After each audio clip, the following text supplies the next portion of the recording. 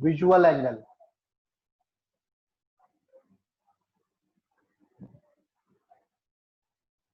ठीक है, तो सबसे पहले हम लोग लेंगे सिंपल माइक्रोस्कोप, फिर उसके बाद लेंगे कंपाउंड माइक्रोस्कोप। तो सिंपल माइक्रोस्कोप में क्या है, सिंपल माइक्रोस्कोप में, ठीक है, विजुअल एंगल समझ में आ गया।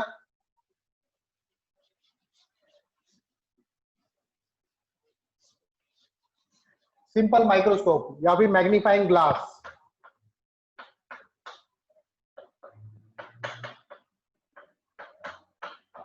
या फिर जो मैग्नीफाइंग ग्लास आते हैं आपके, ठीक है, मैग्नीफाइंग ग्लास,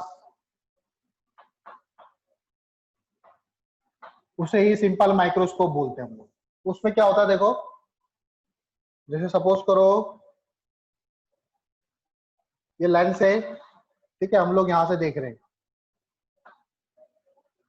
तो इसमें जो ऑब्जेक्ट होता है, इस ऑब्जेक्ट को कहां पे रखना होता है, सपोज करो इसकी फोकल लेंथ यहां पर है, ठीक है, ये इसका ऑप्टिकल सेंटर, तो हमें इसकी बड़ी इमेज देखनी है ऑब्जेक्ट की, तो उस ऑब्जेक्ट को फोकस और ऑप्टिकल सेंटर के बीच में रखना है, तभी उसकी इमेज बड़ी बनेगी। हमने केसेस भी पढ़े थे कि जो ऑब्जेक्ट होगा वो फोकस और ऑप्टिकल सेंटर के बीच में होगा, तभी उसकी इमेज बड़ी बनेगी। तो यहाँ पर अगर मैंने जैसे ऑब्जेक्ट रखा है, हाइट ऑफ ऑब्जेक्ट h0, तो देखो रेस कैसे जाएगी, एक तो रे पैरेलल आंखों में जाएगी इस तरह से, दूसरी रे कहां से जाएगी, ऐसे करके ऑप्टिकल सेंटर से, ठीक है, ये आंखों में।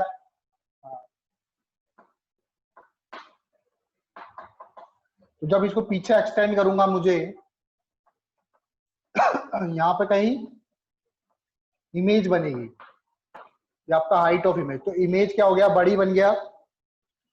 इमेज का आंखों पर कितना एंगल है, एक्चुअल में आंख जो होती है वो बिल्कुल लेंस के पास होती है, तो जो इमेज है, इमेज का लेंस के साथ एंगल, इसको बोलेंगे बीटा, ठीक है, इसे बोलते हैं विजुअल एंगल। बीटा को क्या बोलेंगे हम लोग, सॉरी, इसको बोलेंगे विजुअल एंगल ऑफ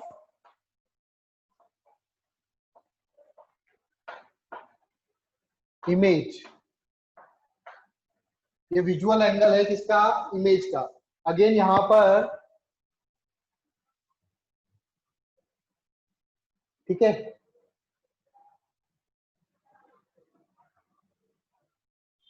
तो ये आपका बीटा हो जाएगा। अब मैग्निफिकेशन, बात समझ में आई है, रेज ऐसे जा रही है यहां से, जो फोकस से जाएगी, दूसरी रे ऑप्टिकल सेंटर से जाएगी, इसको पीछे एक्सटेंड करोगे आप, तो यहाँ पर इमेज बनती हुई नजर आएगी, ठीक है, इमेज जो है, इमेज की साइज बड़ी बनेगी। ठीक, अब देखो यहाँ पर सपोज करो ये डिस्टेंस आपकी u है, ऑब्जेक्ट की डिस्टेंस u, ये डिस्टेंस क्या है, इमेज की डिस्टेंस v। तो जो मैग्नीफाइंग पावर होती है या मैग्निफिकेशन होता है, मैग्नीफाइंग पावर लिख दो या मैग्निफिकेशन लिख दो, वो होता है visual angle of image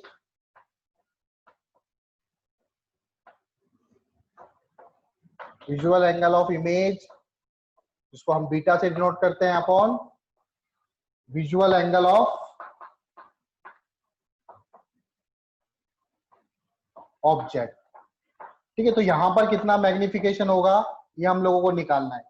alpha और बीटा की वैल्यू निकालनी है, ठीक है, अल्फा और बीटा की वैल्यू निकालनी है, इसको पहले नोट कर लो आप लोग।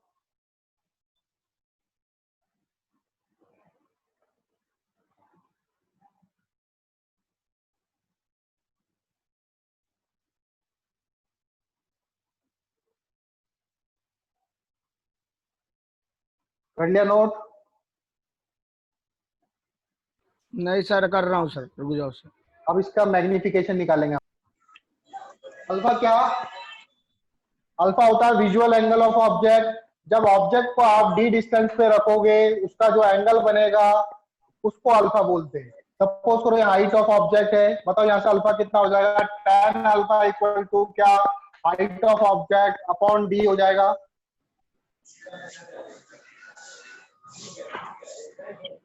tan alpha equal to height of object. हाँ, दोबारा एक बार यही वाला समझाना। जब मैंने आपको विजुअल एंगल पढ़ाया था, visual angle of object, visual angle of object क्या होता है, ऑब्जेक्ट का एंगल आई के साथ, यस सर। ये ऑब्जेक्ट है, यहाँ पे आई है, और ऑब्जेक्ट कितनी डिस्टेंस पर, डी डिस्टेंस डी पे रखा हो, डी यस सर। तो उसका जो एंगल बनेगा that is called alpha. Okay I बात सर। समझ में, height of yes sir. Object, तो यहाँ से आप टेन अल्फा लगा दो, टेन अल्फा इक्वल टू क्या हो जाएगा, H not by D, H not by D हो जाएगा। ठीक है, नोट कर लिया आप लोगों ने ये। अब हम यस सर। बीटा और अल्फा की वैल्यू कैसे निकालेंगे देखो।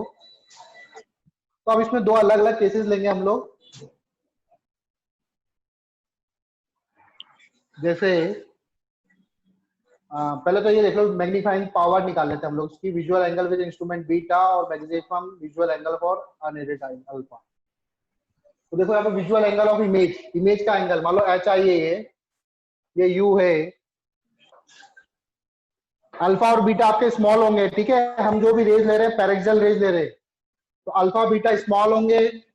तो देखो अल्फा कितना हो जाएगा, बीटा कितना हो जाएगा, बीटा को मैं लिख सकता हूँ एच आई बाई वी, क्या लिख सकता हूँ मैं इसको, एच आई बाय, तो साइन कन्वेंशन भी लगाओ, ये इमेज इधर बन रही है तो माइनस का वी आएगा। Visual angle of object H not by D, D again minus का आएगा क्योंकि ऑब्जेक्ट आगे, रेज ऐसे आ रही है, तो क्या होगा, minus H not by D. ठीक है, यहां से देखो क्या क्या कट रहा है,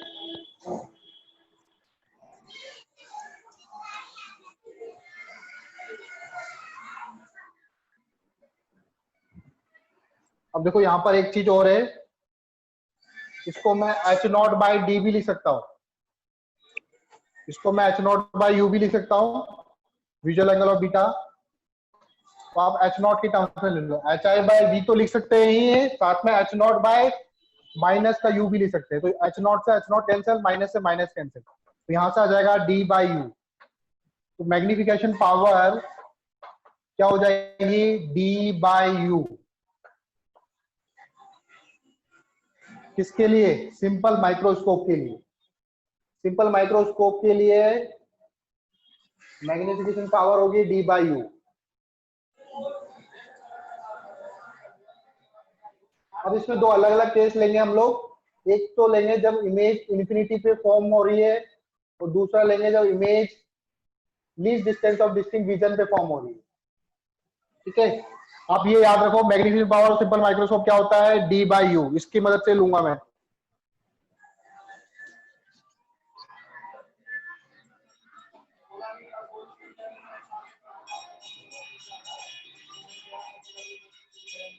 पहला case, when image is form, इसको नॉर्मल एडजस्टमेंट बोलते हैं कई बार, when image is form at infinity. कई बार उसमें लिखा होता है कि जो माइक्रोस्कोप है वो नॉर्मल एडजस्टमेंट में, इसमें लिखा होता है नॉर्मल एडजस्टमेंट। तो आप समझ जाओगे कि जो इमेज फॉर्म हो रही है वो कहां पे हो रही है, इंफिनिटी पे इमेज फॉर्म हो रही है। नॉर्मल एडजस्टमेंट दे रखा है तो इसका मतलब इमेज जो है वो इंफिनिटी पे फॉर्म हो रही है। तो इंफिनिटी पे अगर देखो 1/v minus 1/u equal to 1/f होता है।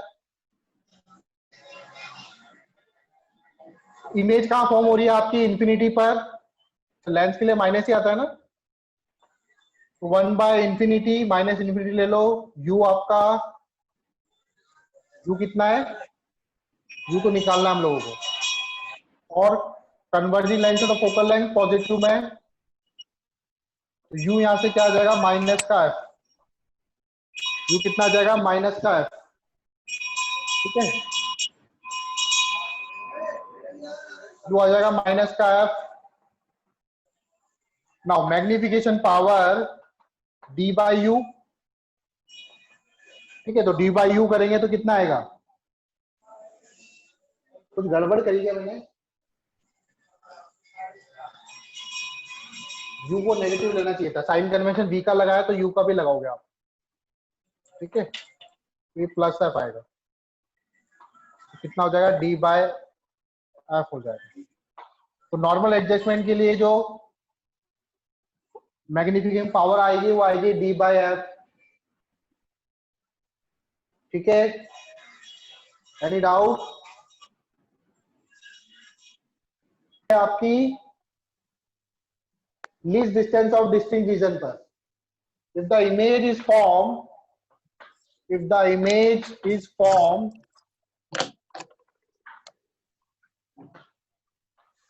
at distance d, d जानते हो आप, कैपिटल डी लिखता हूं, least distance of distinct region में हमारी इमेज फॉर्म हो रही है, ठीक है।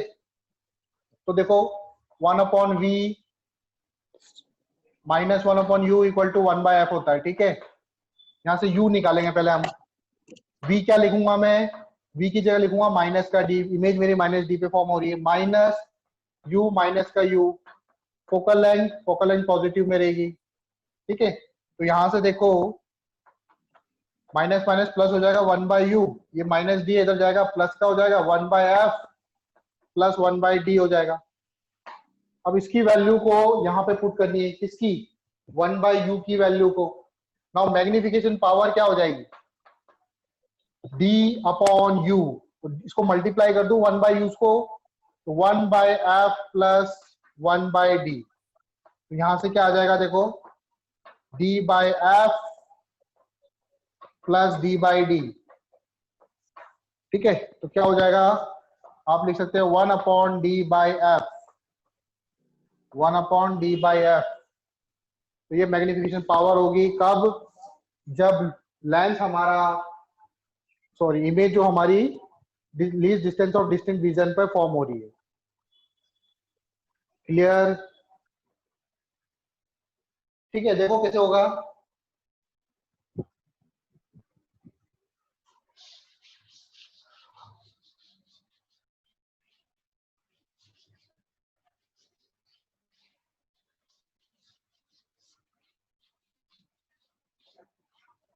तो जो नॉर्मल आई होती है हमारी,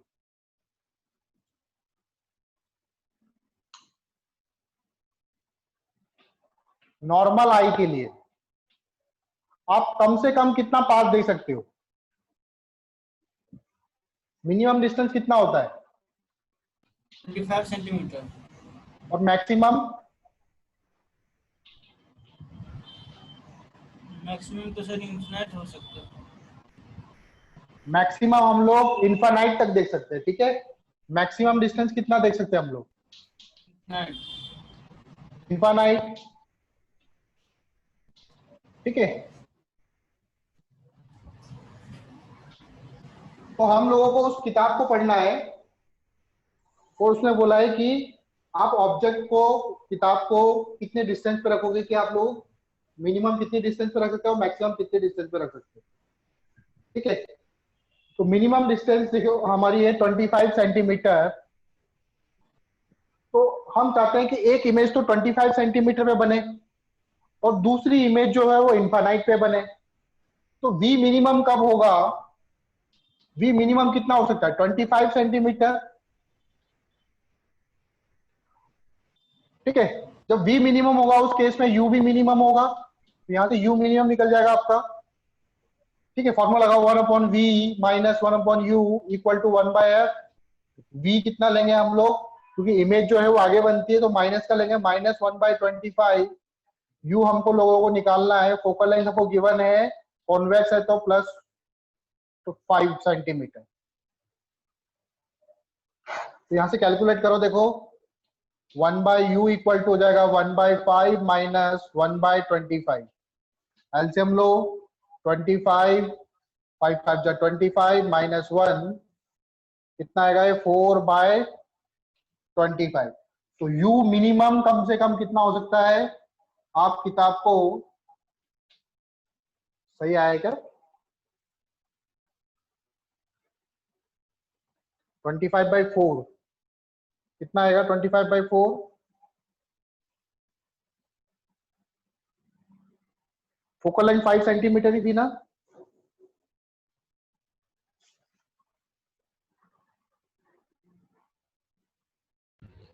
सर इधर जब ये माइनस में है v, तो इधर जाके प्लस में होना चाहिए, आपने माइनस ही लिख दिया।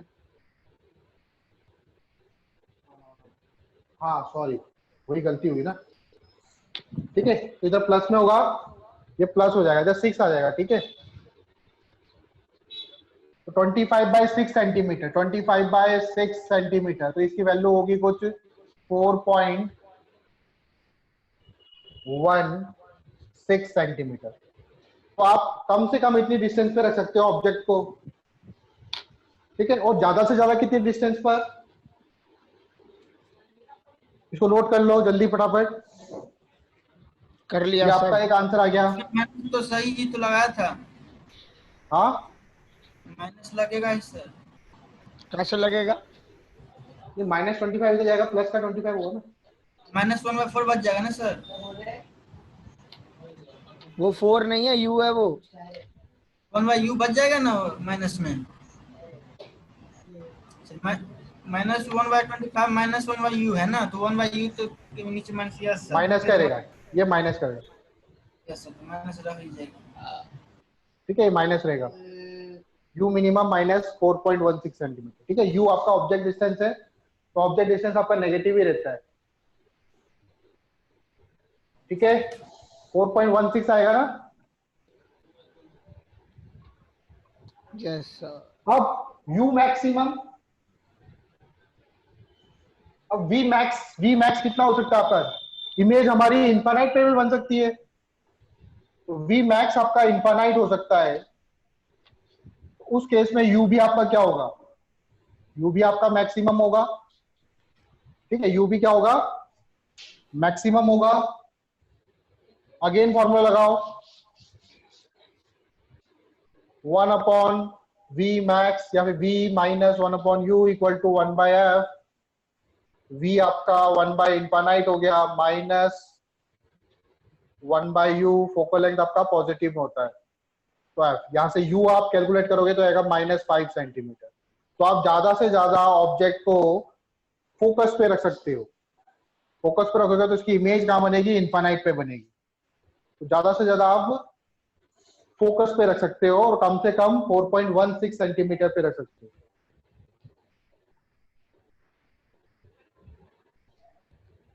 ठीक है। नेक्स्ट क्वेश्चन था,